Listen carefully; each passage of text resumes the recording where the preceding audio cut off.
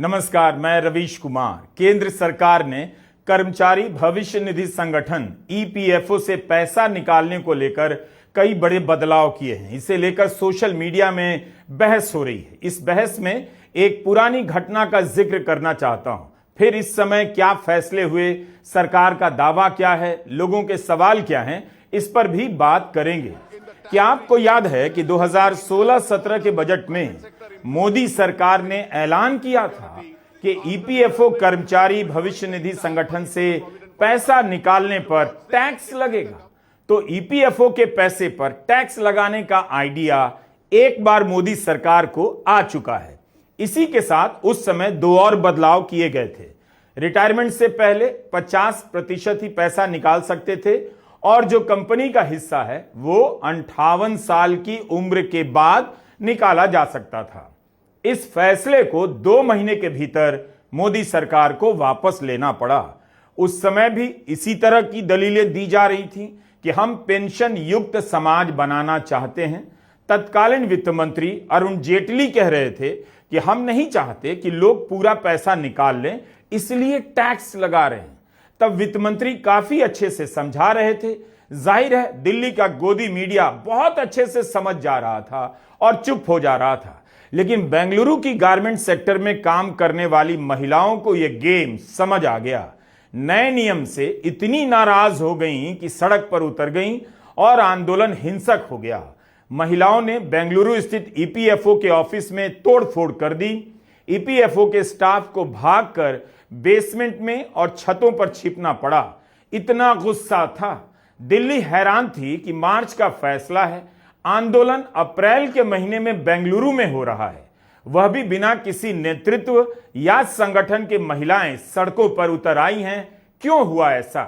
Garment sector में काम करने वाली महिलाओं के पास अक्सर वक्त नहीं होता, तो उन्हें यह खबर देर से पता लगी।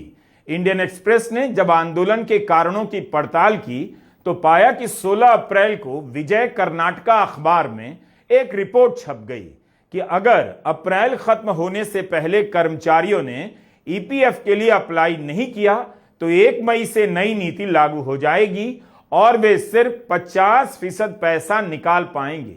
कई महिलाएं सोचने लगीं कि नौकरी छोड़कर ईपीएफओ का पैसा निकाल लेते हैं। बेटी की शादी करनी है, फीस भी भरनी है, इलाज का खर्चा है। फैक्ट्री के मालिकों को भी चिंता हो गई कि मास स्केल पर पैसा निकालने के लिए महिला कर्मचारी कहीं छुट्टी ना लेने लग जाएं और नौकरियां ना छोड़ दें, जिससे पूरी की पूरी इंडस्ट्री ठप हो सकती थी। तो महिलाओं ने प्रदर्शन शुरू कर दिया और प्रदर्शन इतना बड़ा हो गया कि दिल्ली में बैठी मोदी सरकार की सांस फूल गई। 1 महीने के भीतर यह फैसला वापस लेना पड़ा। सबसे पहले आज अगर ईपीएफओ से पैसा निकालने पर टैक्स नहीं लगता है तो आप सभी को बेंगलुरु की महिला मजदूरों का शुक्रगुजार होना चाहिए। उनका ही गुस्सा था कि सरकार दोबारा हिम्मत नहीं कर पाई ईपीएफओ के पैसे पर टैक्स लगाने की। इसका उदाहरण इसलिए दिया क्योंकि कई बार सरकार के फैसले को समझने में वक्त लग जाता है। इस बीच सरकार का ही पक्ष हर जगह छपता है कि सब तो सही है, उसका फैसला लोगों की भलाई के लिए ही है, लेकिन होता कुछ और है। जैसे नोटबंदी के समय आपको याद होगा, ट्विटर पर जिस तरह से लोग सवाल पूछ रहे हैं और ईपीएफओ की तरफ से जिस तरह से जवाब दिया जा रहा है, उसी को देखते हुए 2016 की घटना याद आ गई, क्योंकि इस बार चर्चा ट्विटर पर है। अच्छी बात है, लोग पूछ रहे हैं और ईपीएफओ की तरफ से जवाब भी दिया जा रहा है। सवाल और जवाब को पढ़ते हुए लगा कि लोग सरकार पर इस मामले में भरोसा नहीं करते कि वह लंबे समय तक सामाजिक सुरक्षा देने की चिंता कर रही है और यह सब कर रही है। इसीलिए जरा सी छेड़छाड़ होने पर लोग बेचैन हो गए हैं। सरकार का पक्ष अगर सही भी है तो उसे समझने में समय लगेगा। 13 अक्टूबर को श्रम मंत्रालय के तहत आने वाले ईपीएफओ की बैठक हुई। श्रम मंत्री डॉक्टर मनसुख मंडाविया की अध्यक्षता में हुई इस बैठक में ऐसे कई फैसले लिए गए जिनका सीधा असर आप पर पड़ने वाला है। इसके अनुसार मिनिमम सर्विस पीरियड यानी न्यूनतम सेवा अवधि को घटाकर 12 महीने कर दिया गया है। पहले अलग अलग जरूरतों के लिए सेवा अवधि अलग अलग थी। जैसे घर बनाने से जुड़े खर्च के लिए 5 साल का सर्विस पीरियड होता था, शादी के लिए 7 साल, सेहत के लिए कोई सर्विस पीरियड नहीं था। मगर अब इन सबको 1 साल कर दिया गया है। ईपीएफओ ने पुरानी 13 श्रेणियों को खत्म कर केवल 3 कैटेगरी में आंशिक निकासी के नियम बनाए हैं। बीमारी, शिक्षा, शादी, मकान से जुड़े खर्चे और विशेष परिस्थितियों में सदस्य अपने पीएफ खाते में मौजूद पूरी राशि निकाल सकेंगे। इसमें कर्मचारी और नियोक्ता दोनों का हिस्सा शामिल होगा।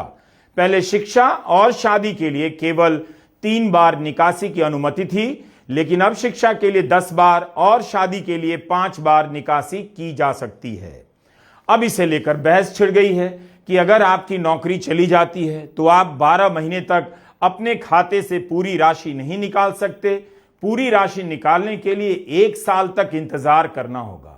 मौजूदा नियम के तहत 2 महीने में सारी राशि निकाली जा सकती है, लेकिन अब इसमें बदलाव कर दिया गया है।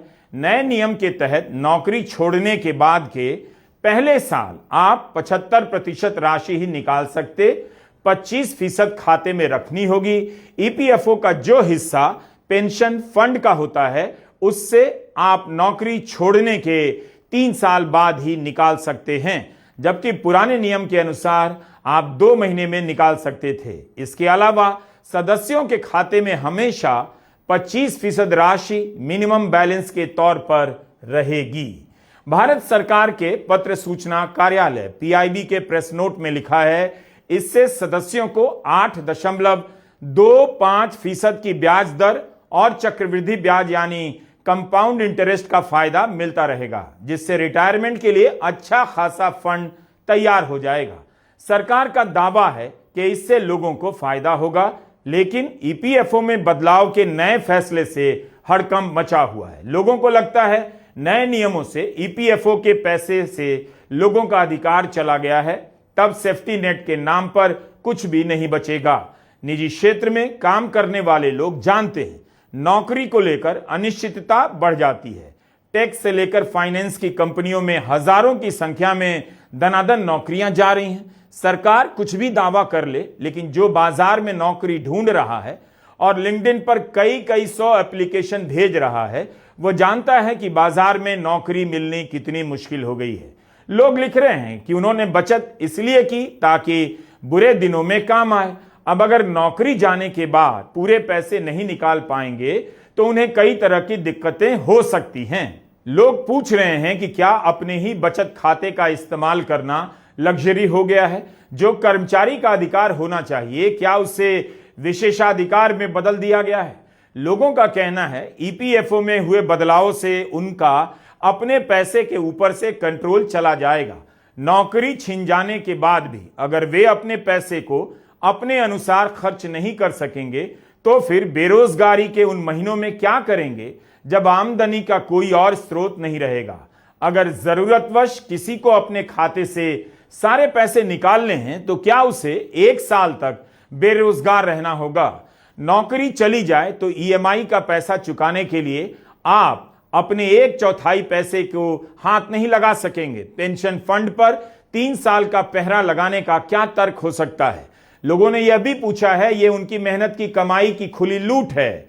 किसी ने लिखा है, पहले जबरदस्ती ईपीएफओ के तहत पैसा सेव करवाया जाता है और नए नियम के हिसाब से जब असल में पैसे की जरूरत होगी तो आपके पैसे को लॉक कर दिया जाएगा। अगर आप ऐसे संस्थान में काम करते हैं जहां 20 से अधिक कर्मचारी होते हैं और आपकी बेसिक सैलरी डीए मिलाकर 15,000 या उससे कम है तो आपको ईपीएफ में रजिस्टर होना पड़ता है।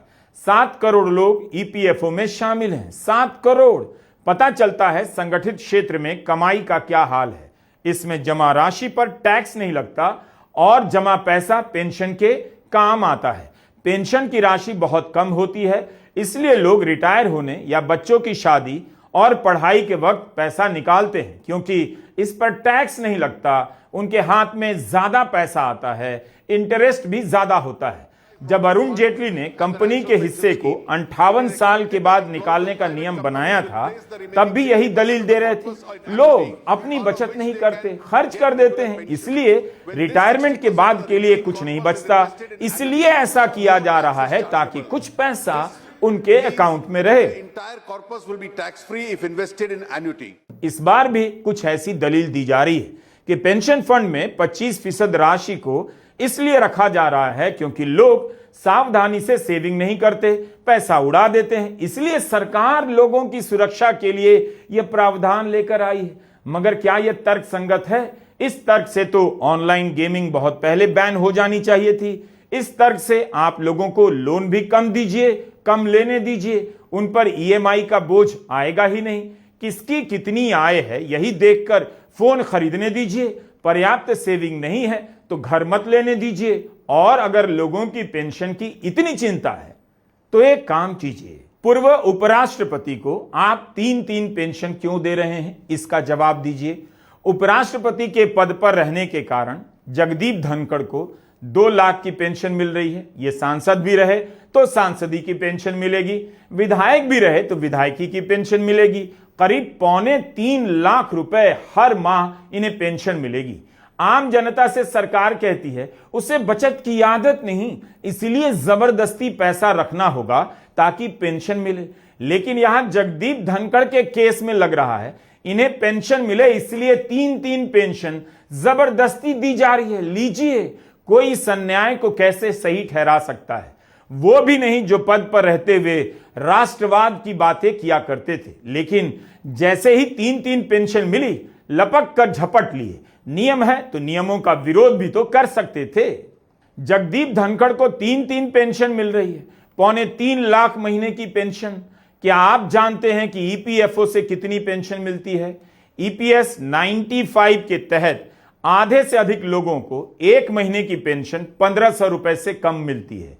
49 लाख लोग ऐसे हैं जिन्हें 1500 रुपए से कम की राशि मासिक पेंशन के रूप में दी जाती है। 6000 से अधिक पेंशन सिर्फ 0.65% लोगों को मिल रही है। जाहिर है लोग ईपीएफओ का महत्व पेंशन के लिए कम देखते हैं, टैक्स फ्री पैसे के लिए ज्यादा, ब्याज दरों के लिए ज्यादा देखते हैं। 1500 की पेंशन में क्या होगा, कोई बता सकता है? अगर सरकार लोगों की चिंता कर रही होती तो इसे बढ़ा देती। बिहार में महिलाओं के खाते में 10,000 रुपए डाल दिए गए। टैक्स देने वाले कर्मचारियों की पेंशन भी तो बढ़ा सकते थे। वोट के लिए बेरोजगार युवाओं को 1,000 रुपया महीना दे रहे हैं और जो 58 साल काम करता है उसकी पेंशन 1500। एक दलील यह दी जा रही है नौकरी जाने के बाद 36 महीने तक निकासी पर रोक इसलिए है ताकि आपको पेंशन अकाउंट से बीमा का कवर मिलता रहे। पेंशन 1500 की वो दलील नहीं टिक पा रही तो अब बीमा का सहारा लिया जा रहा है। यह भी तय करने का अधिकार कर्मचारी को मिलना चाहिए। अगर उसके पास पहले से बीमा है जिसका प्रीमियम भर रहा है, हो सकता है नौकरी जाने के बाद उसी प्रीमियम को भरने के लिए ईपीएफओ के पैसे की जरूरत पड़ जाए, तब क्यों नहीं उसे तुरंत निकालने की छूट मिलनी चाहिए। साफ है 25% पेंशन फंड को 58 साल तक के लिए रोकने की दलील में बहुत दम नजर नहीं आता। यह इतनी बड़ी राशि नहीं जिसके लिए सरकार लोगों को मजबूर कर सके कि आपके सम्मान के लिए हम कर रहे हैं। लोग पेंशन के लिए कम, टैक्स छूट और ब्याज दर के लिए ईपीएफओ में पैसे रखते हैं। यही आकर्षण का मुख्य कारण है कि आप 1500 रुपए मासिक पेंशन से किसी की आत्मसम्मान की रक्षा हो सकती है। लोग इन बातों से संतुष्ट नहीं हो पा रहे। कांग्रेस नेता मणिकम टैगोर, डीएमके सांसद कनिमोई, एआईएमआईएम के अध्यक्ष असदुद्दीन ओवैसी समेत अन्य नेताओं ने भी इसका विरोध किया है। तृणमूल सांसद साकेत गोखले ने एक्स पर लिखा है, जब पहले नौकरी जाने के 2 महीने बाद पैसे निकाले जा सकते थे तो इसे 1 साल क्यों किया गया। साकेत लिखते हैं, अपना पैसा निकालने के लिए साल भर बेरोजगार रहना होगा वरना नहीं निकलेगा। पेंशन का हिस्सा 36 महीने बाद निकाल सकेंगे, पहले 2 महीने में निकाल सकते थे। 25% हिस्सा आप 58 साल तक निकाल नहीं सकते। साकेत गोखले ने लिखा है कि यह चोरी है। मोदी सरकार को लग रहा होगा कि बेरोजगारी बढ़ने वाली है, नौकरियां जाने वाली हैं, कहीं ऐसा ना हो जाए कि फंड की कमी पड़ जाए, इसलिए लॉक इन पीरियड बढ़ा दिया जाए। इन सुधारों को तुरंत वापस लेना चाहिए, साकेत कहते हैं। साकेत के ट्वीट पर पीआईबी की ओर से लंबा फैक्ट चेक आया है। पीआईबी ने लिखा है, बेरोजगारी में कोई बढ़ोतरी नहीं हुई। पीरियोडिक लेबर फोर्स सर्वे के अनुसार 2017-18 में बेरोजगारी दर 6% थी, जो 2023-24 में घटकर 3.2% पर आ गई। अब इन्हीं बातों से संदेह हो रहा है कि यह सब क्यों किया जा रहा है। सबको पता है हर सेक्टर में नौकरियां जा रही हैं। 1 साल पुराना आंकड़ा देकर जिसमें बेरोजगारी घटी हुई है, इस फैसले का बचाव क्यों किया जा रहा है? आज ही तो खबर छपी है कि बेरोजगारी की दर अगस्त महीने में बढ़ गई।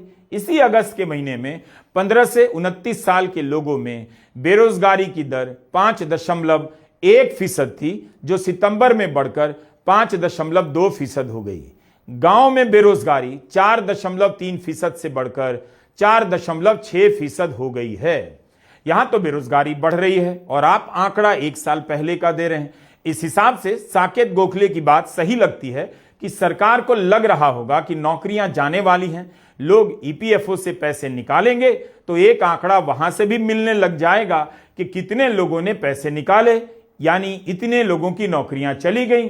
सरकार को भले फंड की दिक्कत ना हो, लेकिन इन आंकड़ों से उसे राजनीतिक तौर पर परेशानी हो सकती है। कहा जा रहा है लोग जल्दी जल्दी पैसा निकाल लेते हैं। जाहिर है लोग लंदन घूमने के लिए ईपीएफओ से पैसा नहीं निकालेंगे। नौकरी गई है, पैसे नहीं होंगे तभी ईपीएफओ से निकालेंगे। उन्हें पता है इसमें सबसे ज्यादा ब्याज मिलता है। इसलिए लोग कह रहे हैं कि जो तरह तरह का लॉक इन पीरियड है वो ठीक नहीं। ईपीएफओ का तर्क है 75% पैसा तो नौकरी जाने के बाद आप निकाल ही रहे हैं, लेकिन बात यहां 1 साल की है, जो पहले 2 महीने बाद निकाल सकते थे। ईपीएफओ के पक्ष में दलील दी जा रही है, पहले ज्यादा कैटेगरी होने के कारण क्लेम रद्द हो जाते थे, अब 3 की कैटेगरी में पैसे निकालने के विकल्प हैं, इसलिए क्लेम रद्द होने के चांस कम हो जाएंगे। बिजनेस पत्रकार ईरा दुग्गल ने लिखा है कि ईपीएफओ की प्रक्रियाओं में सुधार की जरूरत तो है, लेकिन यह वो सुधार नहीं जिसकी उम्मीद थी। ईपीएफओ का पैसा जनता का पैसा है, सरकार ब्याज देती है, लेकिन कर्मचारी ईपीएफओ फंड के रूप में सरकार को पैसे देते हैं, जिसका इस्तेमाल वो अपने काम में करती है, बाजार में निवेश करती है, वहां से ज्यादा पैसे कमाती है। हम नहीं जानते ईपीएफओ के स्टॉक की मौजूदा स्थिति क्या है, उनका निवेश किस में है, मगर क्या इन सवालों पर बात नहीं होनी चाहिए? ईपीएफओ के नियमों में किए गए बदलावों को लेकर जब सवाल उठने लगे तो पीआईबी ने फैक्ट चेक करना शुरू कर दिया। ईपीएफओ की तरफ से बताया जा रहा है क्या तथ्य है क्या मिथ्या है। तब भी लोगों के सवालों से लग रहा है वे आसानी से संतुष्ट नहीं हो पा रहे हैं। जैसे लोगों का सवाल था क्या पूरे साल तक हम पैसा नहीं निकाल पाएंगे, तो जवाब आया आप नौकरी से निकाले जाने के बाद 75% पैसा निकाल सकते हैं और साल पूरा होने पर भी बेरोजगार हैं तो पूरा पैसा निकाल सकते हैं। इसके बाद भी लोग सवाल पूछ रहे हैं अगर किसी को 1 साल तक काम नहीं मिलता तो उसे उसका पैसा क्यों नहीं मिलना चाहिए। लोग बता रहे हैं अगर आपकी नौकरी चली जाए, बैंक के खाते में पैसे कम होते होते मिनिमम बैलेंस पर आ जाए, तब आप क्या करेंगे? ईपीएफओ खाते में बचत का 1/4 हिस्सा 1 साल के लिए लॉक पड़ा रहेगा। आप साल पूरा होने का इंतजार करेंगे? इस चार्ट को देखिए, मिथ में लिखा है लोग सोच रहे हैं नौकरी छोड़ने के 2 महीने बाद पेंशन फंड से पैसा निकाल सकते हैं, मगर तथ्य यह है फाइनल पेंशन निकासी के लिए वेटिंग पीरियड 3 साल तक के लिए बढ़ा दिया गया है। इससे सदस्य अपनी पेंशन पात्रता, पारिवारिक सुरक्षा और सामाजिक सुरक्षा को सुनिश्चित कर पाएंगे। ईपीएफओ ने बाकायदा चार्ट बनाकर दिखाया है। यह मिथ है कि ईपीएफओ आपके पैसे को लॉक कर लेगा और आपको सामाजिक सुरक्षा से जुड़े लाभ नहीं मिलेंगे। तथ्य वाले खाने में ईपीएफओ ने लिखा है कि नए नियमों से पीएफ को आसानी से एक्सेस किया जा सकता है और सदस्यों की दीर्घकालिक सामाजिक सुरक्षा पूरी की जा सकेगी। पहले कई सदस्य जल्दबाजी में निकासी के कारण पेंशन की पात्रता खो देते थे। अब पेंशन के अधिकार और परिवार को मिलने वाले लाभ को सुरक्षित कर दिया गया है। ईपीएफओ को अभी और मेहनत करनी होगी कर्मचारियों को संतुष्ट करने में।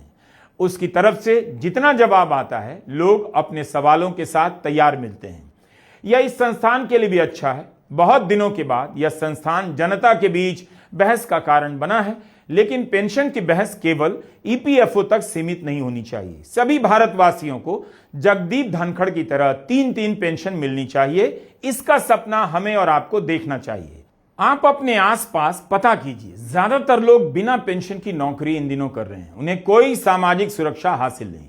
उनका आज ही नहीं कल भी नहीं संभल रहा। 58 साल बाद 1500 की पेंशन की बात उनसे क्यों की जा रही है? इस तरह से बताया जा रहा है जैसे मामला 1500 का नहीं 15,000 का हो। नमस्कार, मैं रवीश कुमार।